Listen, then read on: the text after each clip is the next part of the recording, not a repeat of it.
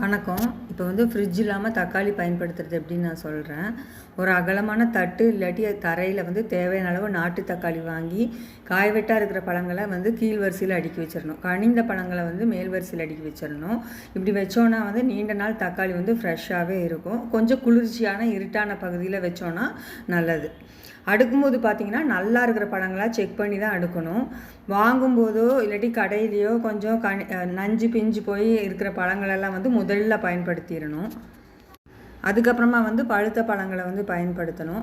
இந்த நேரத்தில் பார்த்திங்கன்னா கீழ் வரிசையில் இருக்கும் பழங்கள் தானாகவே பழுக்க ஆரம்பிச்சிடும்.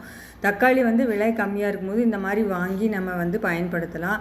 தக்காளி குழம்பு, குருமா, சாதம், தொக்கு, ஜாம், சட்னி இந்த மாதிரி விதவிதமாக பண்ணலாம். விலை அதிகமாக இருக்கும்போது தக்காளியே இல்லாமையும் சமைக்கலாம்.